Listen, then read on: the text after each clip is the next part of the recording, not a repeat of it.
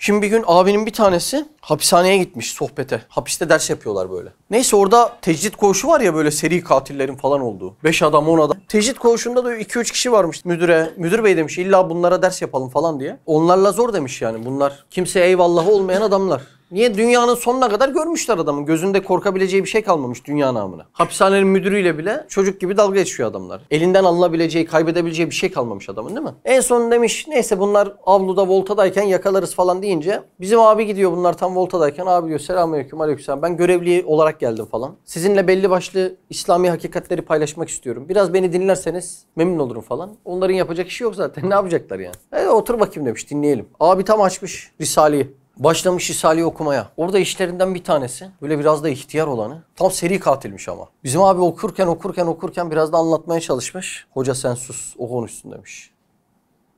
Yani açıklama yapma, Risale okumaya devam et demiş falan. Bizim abi de şaşırmış. Demiş herhalde eski Nur talebesi falan deyince. Neyse ondan sonra tamam demiş. Onun dediği gibi yani. Bir de tamam dememe şansın da ne kadar varsa. Derken okumuş bitirmiş. Hoca ben bunlara el koyuyorum demiş. Risaleleri almış. Hani verir misin, yok ha el koyuyorum.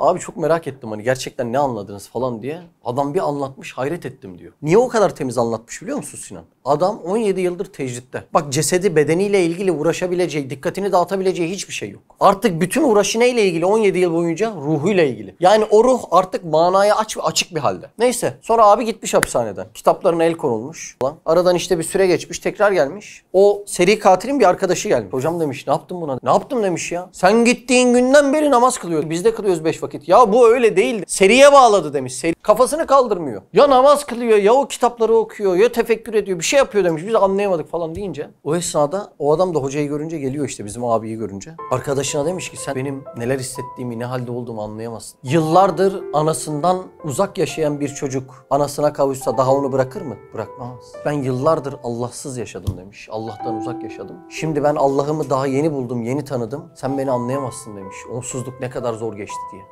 Yıllarca dünyayı turlatıp çeviriyorsun parmaklarında. Ama dünya niye var, ben niye varım, nereye gideceğim, bunun manasını daha yeni anlamış orada bizim abinin vesilesiyle. Şimdi bizim içimizde aynı açlıkların olmayışı bizim şükürsüzlüğümüzün duası olur, bilginiz olsun. Bir insan tevekkül etmediğinde takvadaki üstünlüğü de artabilir mi? İmkansız değil mi? Çünkü takvadaki üstünlük Allah'ı tanıman, bilmen ve itimat etmenle artabilecek bir şey. İnsanın Allah'la yakınlığı, takvayı o gösterir. Şimdi mesela biz dışarıda ticaret yapan bir tanıdığımızı görsek, durumu da iyi böyle. Bir gün ya Ahmet abi ne yapıyorsun, nasıl keyifler falan deyince, hayırdır bugün yürüyerek geldin, araban yok falan deyince, kardeşim evi, arabayı, yazlığı, kışlığı, yatı, katı, hanımın bileziği, pederimden kalan antika gözlüğü, her birisini sattım, erittim ve bir işe girdim dese. Ne düşünürsün? Mesela 1 koyduysa 100 alması lazım dersin değil mi? O adam böyle bir şeye inanmasa girer mi? Bak yatı, katı, hanımın altınına kadar elinde ne varsa o işe inanmış, vermiş. Ve işin sonunda neyi düşünüyor? Daha fazla kazanacağım diye düşünüyor. Şimdi aynı vaka ahiret değil mi? Biz niye koymuyoruz ortaya? İşini, gücünü, geleceğini, yatını, katını bir insan güvenip ortaya koyamıyorsa neye inanmıyor demektir? Daha fazla kazanacağına inanmıyor demektir. Bu da onda ne zafiyeti oluşturur? Gene tevekkül zafiyeti oluşturur. Tevekkül olmadan takva olur mu? O da olmaz. Bu bakış açılarımız açılsın diye inşallah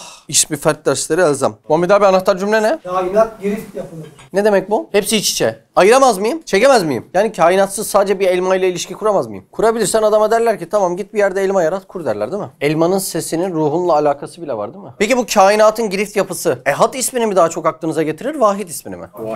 Vahid ismini. Her bir şeyi bir şeyden kopararak bakamıyorsun yani. Bir bütün halinde bakman gerekiyor. Bu girift yapının tamamına baktığımızda burada da Vahid ismini görebiliriz. Buyurun okumaya başlayalım yavaştan. Bismihi subhanehu. İkinci işaret. Kainatın alemleri. Kainat alemleri. Mülk alemlerine bak. Melekut alemlerine bak ve bunların her birinin nasıl iç içe olduğunu düşün. Seninle konuşurken bir örnek vereceğim diyorum. Mesela diyorum. O aslında ne demek? Misalen demek. Kafamda kurmuşum. Hayal etmişim. Benim hayal dünyam hangi alem? Misal alemi. Ondan sonra da diyorum ki bak misalen sana bir şey söylemek istiyorum diyorum. O oradan kurulup geliyor sana. Şimdi ben şu maddi alemle benim misal alemini tamamen ayırma şansım var mı? İşte bu ayıramaman girift oluyor. İç içe her birisi. Birini birinden tamamen ayırabiliyor musun? Ayıramıyorsun. Zaten esma da birbirine girift yapıda olduğundan dolayı onun tecelli ettiği eser ve masnuat da girift yapıda. Bak tecelli etti deyince sadece masa düşünme ha. Misal alemim de o. Öyle değil mi? Şimdi senin USB'nin içerisine 5000 tane film atıyorsun. Filmlerin içinde araba var, ev var, yat var, kat var. USB'nin gramajı değişmiyor. Ya bu senin USB'nin dışından daha şaşırtıcı bir hadise. Gülün datasını atıyorsun. O USB'yi buraya takıyorum. Aynı datadan tekrar o gülü burada görüyorum yani. Evet kokmuyor, etmiyor, yenmiyor ama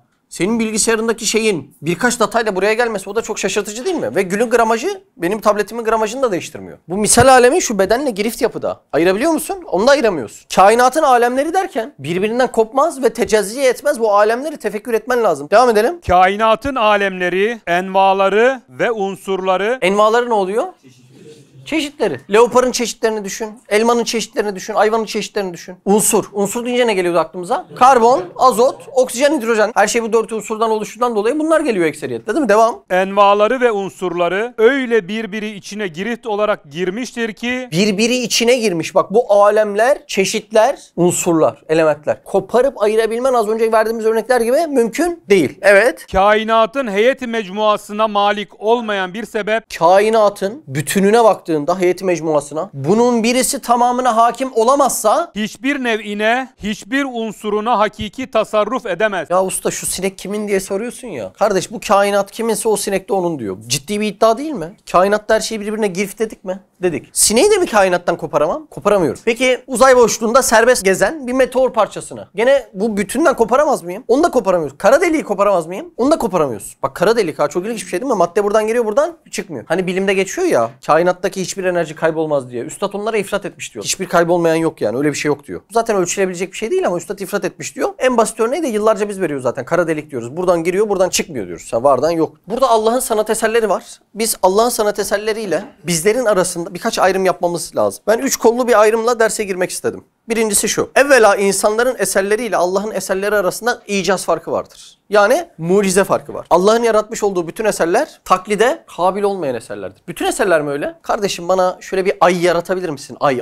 Ay şöyle. Baktın mı böyle çukur çukur kraterleri gözüksün. Gözümün çukurları gibi onlar da dolsun falan. Abi çok büyük bir şey istedin ya. Koca ayı nasıl yaratayım? Tamam kusura bakma. Tırtıl yaratabilir misin? Onu da yaratamıyorsun. Yani bizim oluşturduğumuz termostur, bardaktır falan sanat diyoruz ya bunlara. Yani senin oluşturduğun sanat eserleriyle Allah Azze ve Celle'nin yarattığı sanat eserleri arasında bir icaz farkı var. Mucize farkı var. İcaz hangi kökten geliyor? Aciz bırakan. Ne demek bu? Eğer bir şeyde icaz varsa asla sen onu yapmaktan acizsin demek. Birincisi bu. İkincisi Allah bir şeyi yaratırken her şeyle ilintili yani girift halde yaratıyor. Bunu asla koparma şansın yok. Van'da Horhor medresesindeyken Üstad Hazretleri'nin talebelerinden bir tanesi demiş ki Üstadım demiş ya şurada demiş bir horozumuz olsaydı da demiş bizi sabah namazına o uyandıraydı demiş böyle. İnsan öyle hayal eder ya ihlas zamanlarında. Keçeli demiş. Horoza ne lazım demiş? Darı lazım. Darıya ne lazım? Toprak lazım. Toprağa ne lazım? Bulut lazım. Buluta ne lazım? Güneş lazım. Güneşe ne lazım? Kainat lazım. Nasıl ilintili görüyor musun? Bir horoz istedik üstadım ne yaptın falan değil mi ya? Öyle değil olay yani. Konu nereye geldi? Konu nerelere geldi değil mi? Horoza ne lazım? Tavuk lazım. Tavuğa ne lazım? Kümes lazım. Kümese ne lazım? Odun lazım. Oduna ne lazım? Ağaç lazım. Ağaca ne lazım? Toprak lazım. Orman lazım. Ona ne lazım? Kainat lazım. Gene gittik onu oraya. Yani o kainatı umum elinde tutamayan horozu da tutamaz. O yüzden horozu kim tutuyorsa kainatı da tutmak zorunda. Mesela çok büyük firmalar vardır ki küçük işlerini taşere edebilir. Mesela işte Apple telefon yapacak. Telefonun içinde bilmem ne plastik parçası var. Ya şimdi bunun fabrikasına girmeye gerek yok. Bunu filan kes fabrika benim adıma yapsın. Benim mührümü bassın göndersin diye taşere edebilir işlerini. Hatta fabrikalar büyüdükçe taşere ettiği işler de artabilir değil mi? Ürün çeşidi artıyor, portföy artıyor. Ama Allah Azze ve Celle sonsuz büyüklükte değil mi? Biz Allahu Ekber diyoruz. Olmasına rağmen bir sineğin kanadındaki bir unsur, bir element, bir atomda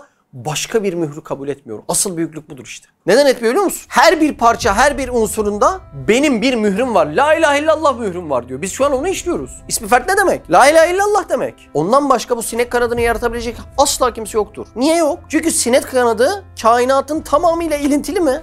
İlintili ya. Bak rica edelim bir tanıdığımıza ya bir sinek yaratsın. Bir sinek. O sineğin içine hayat gelsin, uçsun gitsin. Laboratuvar ortamında bütün imkanlar varken böyle bir şey yoksa, emsali yapılamamışsa, insan bundan aciz bırakılmışsa bizim bunu anlamamız lazım. O sineği kim kudret elinde tutuyorsa bütün kainatı da ancak o tutuyordur. Üçüncüsü kainat sınırları içerisinde o sanat eserinin ikinci bir benzeri yoksa gene tek bir elden çıktığının başka bir delili oluyor. Az önce bahsettiğimiz olay aslında. Sinek bütün kainatla ilişkili dedik evet. Peki o sineğin bütün karakteristik özelliği, bütün genetik özelliği aynıyla ikinci bir sinek daha var mı kainatta? Asla yok. Onun tek oluşu da Allah'ın birlik delili oluyor değil mi? Hayal alemde kıvırcık saçlı birini görseler kim derler?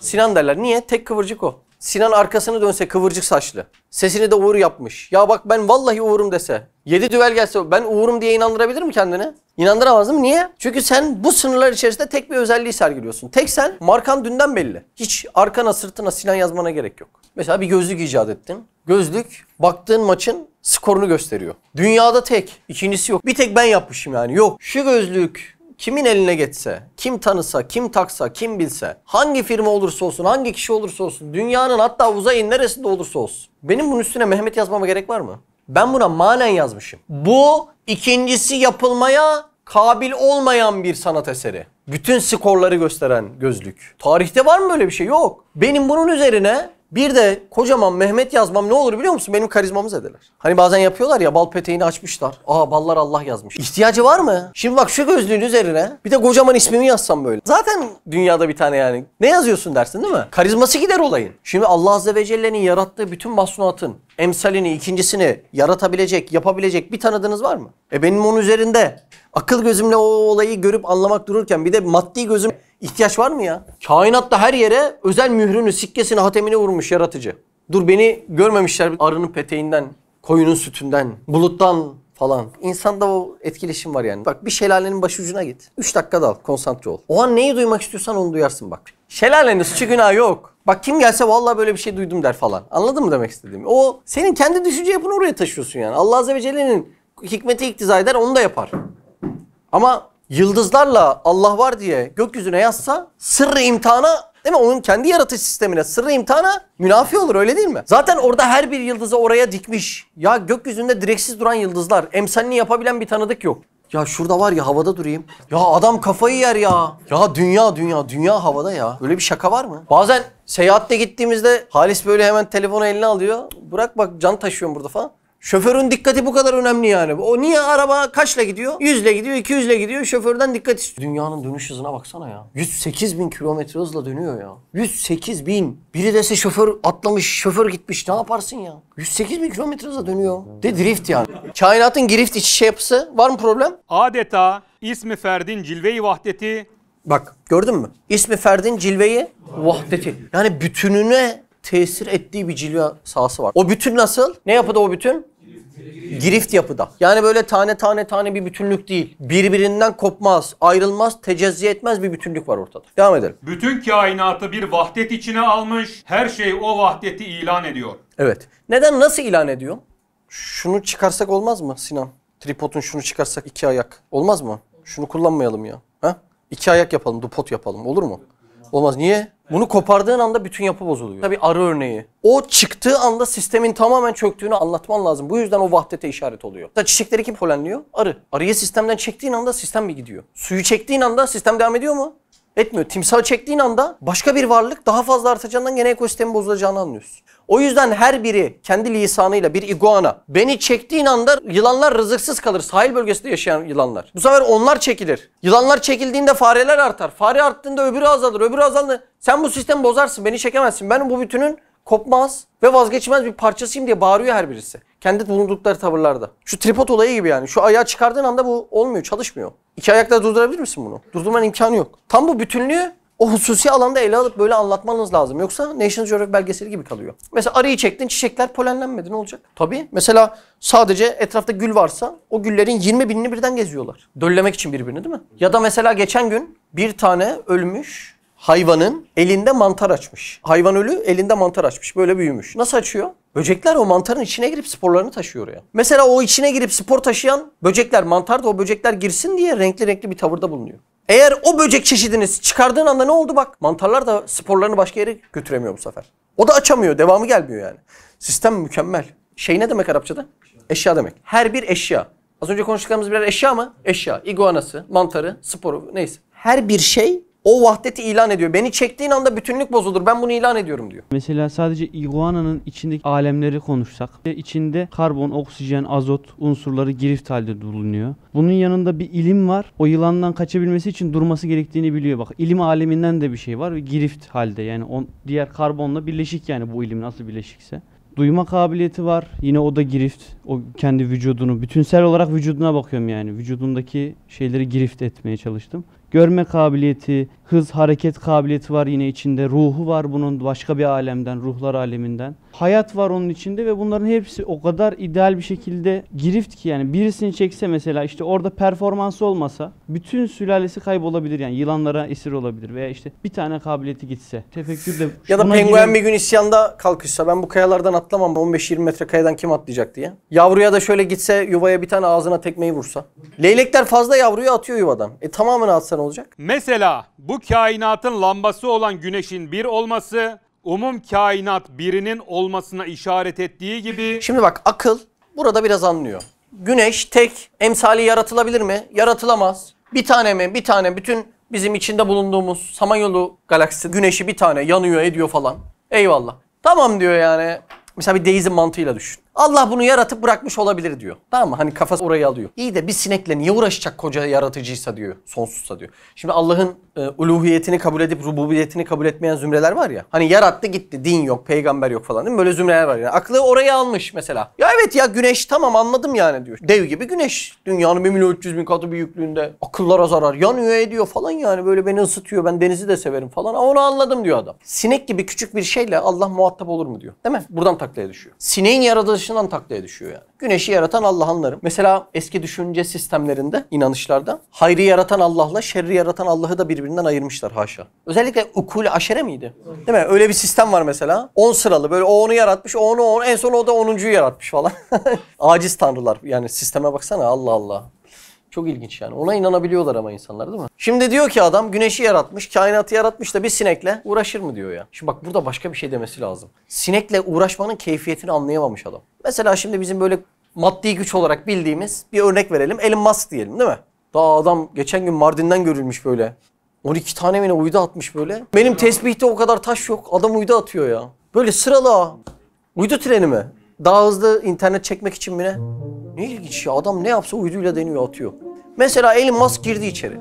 Ardından geldi sana $100 verdi gitti adam. Şimdi sorman gereken doğru soru ne burada? Elon Musk gibi büyük bir adam. Benim gibi birini muhatap alıp neden gelip $100 verdi demen lazım değil mi? Şunu sorsan nasıl olur? Ya Elon Musk $100'la ne uğraşıyor ki? Şimdi adam diyor ki sineği neden? Sinekle ne uğraşacak diyor. Hadi güneş tamam da diyor. Onun uluhiyeti ve rububiyeti o kadar yüce, sana verdiği değer ve kıymet o kadar büyük ki sineğin kanadının üzerinde bile kendini tanıttıracak, sana keyfiyet katacak, ruhuna lezzet verecek, dünyaya gelişin asıl gayesinin projelerini üzerinde barındırabilecek bir sistem kurmuş. Onun üzerinde bile bir tevhid mührü var. La ilahe illallah mührü var. Yani adam güneşi anlıyor da sineği tam anlayamıyor. Sineğin üzerinde bu mührü koyması seni muhatap aldığı ve büyük bir tenezzülat-ı ilahiye olduğunun da bir göstergesi oldu diye de değinmek istedim.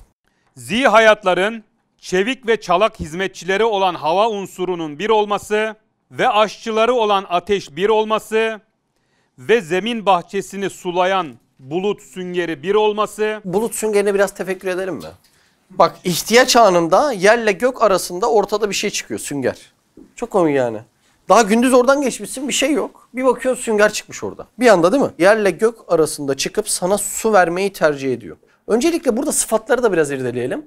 Durduk yere bir anda ortaya çıkıp sana su vermesi bir iradenin göstergesidir. Yani ben bu sıfatları ya o bulutta ya da o bulutun kumandası kimin elinde, kim onu kontrol ediyorsa onu da aramak zorundayım. Doğru mu? Aranılacak bir tanesi mahsum irade. O suyu verirken 2 hidrojenle 1 oksijenin birleşimi söz konusu. Ben burada da bu buluttan bir ilim ararım. Yanıcı ve yakıcı şeyleri birleştirip söndürücü bir şey çıkarıyor ortaya. Doğru mu? Şimdi mesela biri dese ki abi yetişin şura yanıyor dese. Bizim Star'da bir bidon tiner bir bidon gaz yağı alıp bunu söndürmeye koysa ne deriz? Sıkıntı çıkar yani. Bak şimdi yanıcı ve yakıcı bir şeyden söndürücü bir şey çıkıyor yani. Aynı mantık değil mi? İlginç bir olay var burada. Ben burada bir ilim ararım. Doğru mu? Ya bu buluttadır ya da bu bulut kimin kudret elindeyse ilim de ondadır. Yağmurun tam ihtiyaç olan yerlerde çıkması, tam o ormanın ihtiyacı olduğunu bilip orada yağması. O da garip bir olay değil mi? Çölde o kadar yağmıyor. Niye orada o kadar yağıyor? Orada ihtiyaç var. İyi de o ihtiyacı olduğunu nereden biliyor? Ben burada bir hikmet ararım. Tam ihtiyacı olan yerlerde faydayı gözeterek bir iş yapma söz konusu. O yağmuru insan içer, hayvan içer, toprak onunla canlanır, bitki hayvan onunla hayat bulur. Yani yağmur kiminse faydalananlar da onun olmak zorundadır. Umuma tesir etmiş. Sana bana biz neyden su içiyoruz mesela? Şehir şebekesi su gelince ceylan içiyor, bitki içiyor, timsah içiyor, böcek içiyor. Şimdi bir su ile umumun faydasını gözetmek ancak vahdet ile olur. Yani bu yağmuru kim gönderiyorsa, sünger ise sünger, onun arkasındaki de arkası, bütün umumu tamamen bilmek lazım ki onun hepsine hitap edebilecek o suyu bize gönderebilsin. Çok ilginç bir madde abi, böyle bir madde yok yani. Herkese hitap edebilecek değil mi? O yüzden nasıl geçer su? Literatürde ab-ı hayat diye geçer. Ardından tüm eşyayı bir anda umumen göremeyen o suyun da her bir parçasını faydalı kılamaz.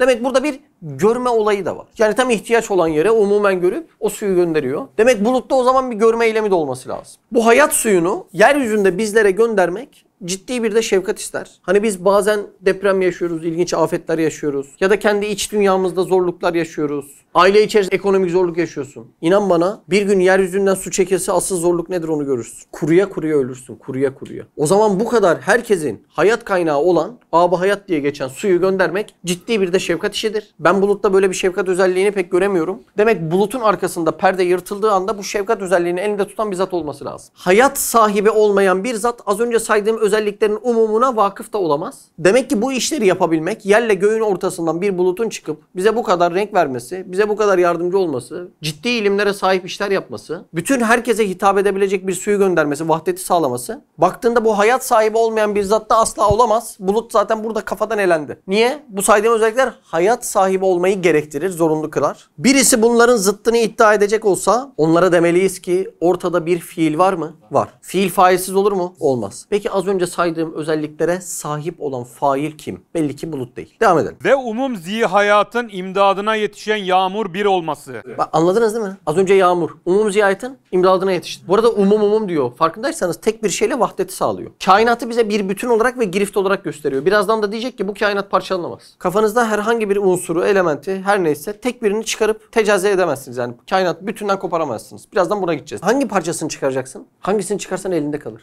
Bir de cennetin giriftini düşünsene. Nasıl olacak acaba? Her şey birbiriyle girift. Lezzetler, temaşalar, yorulma yok. Cennette Allah bizi acb-ü zenepten haşredecek. Yani beden boğulacak ama maddemiz boğulmayacak.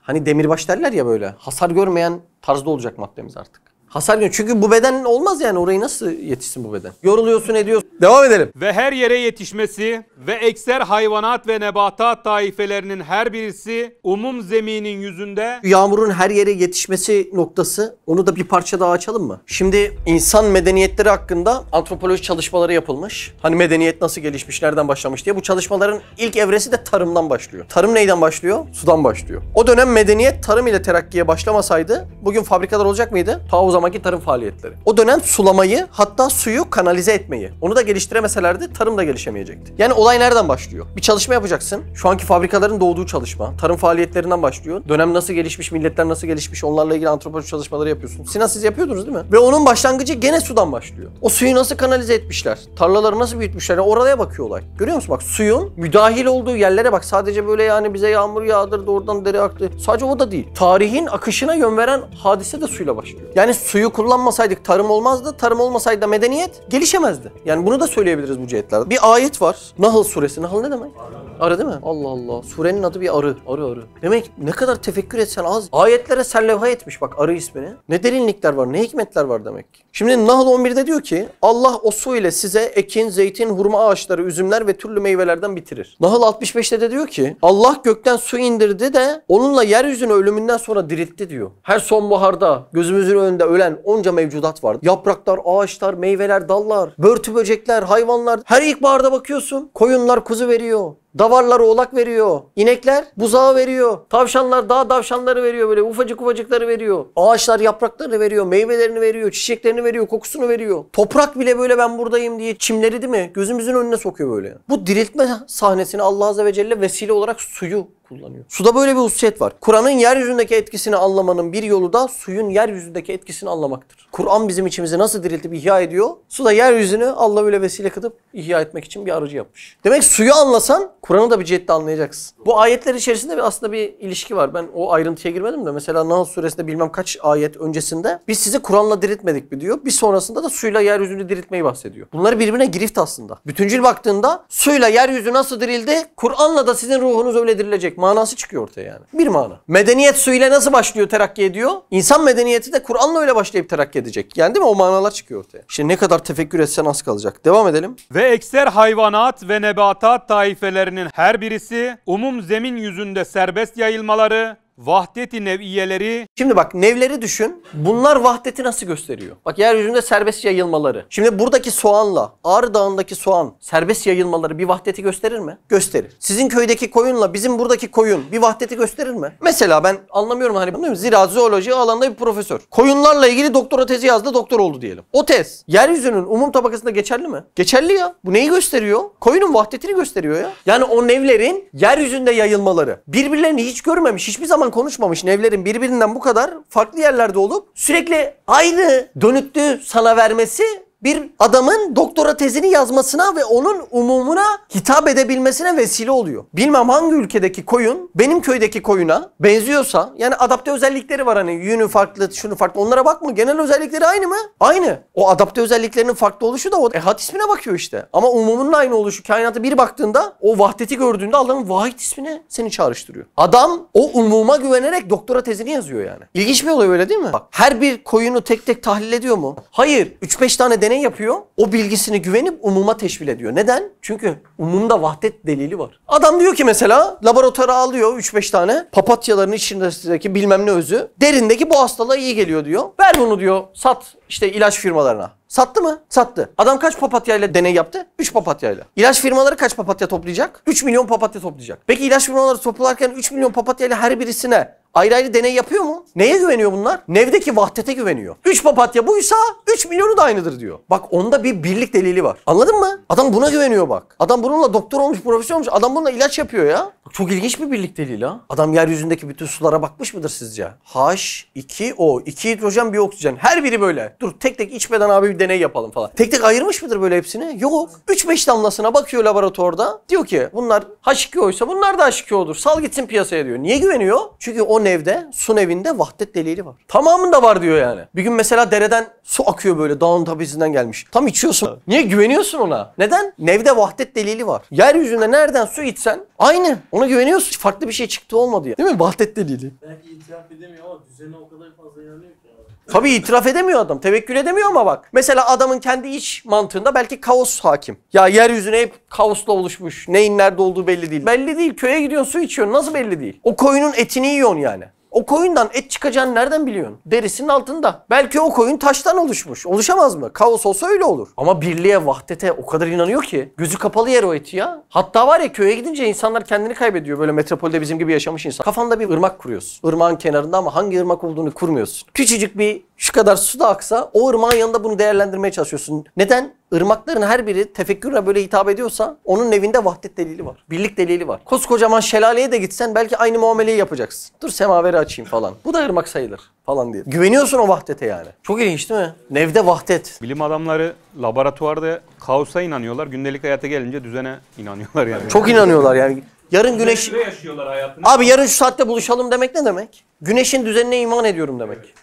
O vahdete bak, bütünlüğe bak ya. Allah Allah. Bak, güneşin doğum dakikaları, saniyeleri belli ya. O değişen dakikalar belli ya. İmsak takvimi, Ramazan. Laboratuvarda kaos çalışıyor. Çıkınca düzene inanıyor. Sonra düzene o kadar inanıyor ki bir ayın yarılmasına inanmıyor. O kadar düzene inanıyor. Allah Allah, çok garip olay. Ve meskenleri bir bulunması gayet kat'i bir surette işaretler, şahadetlerdir ki meskenleriyle beraber umum o mevcudat bir tek zatın malı olduğuna delalet ederler. İşte buna kıyasen bütün kainatın böyle birbirine girift olan envaları mecmu kainatı öyle bir kül hükmüne getirmiştir ki Mecmu kainatı öyle bir kül bütün hükmüne getirmiştir ki. icat Yaratma cihetiyle bütün kainat öyle bir bütün ki yaratma cihetiyle tecezzi kabul etmez. tecezzi bir parça, parçalanma değil mi? Az önce konuştuğumuz tek tek de görünse olayların hiçbirisi kainatın umumu olmadan asla olamaz. Bazı düşünce mantıkları böyledir. Tecezzi kabul etmez. Mesela evde bir oğlunuz var. Böyle yanakları da karpuz gibi maşallah. Hiç aklınıza şey getirdiniz mi böyle, hanım şunun yanağını kes de yiyelim diye? Bir insan evladını hep bütün düşünür değil mi? Hiç tecezzi kabul etmez orası. Şimdi bazı şeyler öyledir. Kainatta az önce konuştuğumuz birbiri içinde girift ya haldeki yapılara birazcık dikkatli baktığında hiçbirinin parça halinde alıp şöyle köşeye konulamayacağını anlarsın. Ve dersin ki bu kainat girift ve bir bütün halinde. Bu Bu sineği kim tutmak istiyorsa bütün kainatı tutmak zorunda. Ama gaybi alemler de dahil. O sineğin içinde sevk olunduğu gayb alemine bakan belli başlı duyular var. Bizim var. Az önce konuştuk daha. Bir misal vereceğim ne demek? Misal aleminde düşündüm. Onu sana sunacağım demek. Ya şu meseleyi şöyle hatırladım ne demek? Levh-i mahfuz. Başka bir alemden düşündün demek. Allah Allah. Bir sinek için umumu tutmak zorundasın. Kainat tecezzi kabul etmiyor. Devam. Umum kainata hükmü geçmeyen bir sebep, rububiyet cihetiyle ve icat keyfiyetiyle hiçbir şeye hükmedemez ve bir tek zerreye rububiyetini dinlettiremez. Evde oturmuşsun, hadi bir tefekkür edelim. Kanepeye uzandık mı? Uzandık. Işıkları kapattık şöyle, dev ekran TV belgesel açtık. Anakonda belgeseli. Oturmuşsun izliyorsun. Tam o esnada kapı çaldı. Dışarıdan kargocu geldi. Beyefendi size bir demet çiçek var. Buyurun çiçeğiniz. Ben kargocu, görüşürüz dedi, gitti. İlk ne düşünürsün? Kim gönderdi? Çiçeği bir bütün halinde düşündün değil mi? Ama bir elmayı düşündüğümüzde böyle düşünmüyoruz.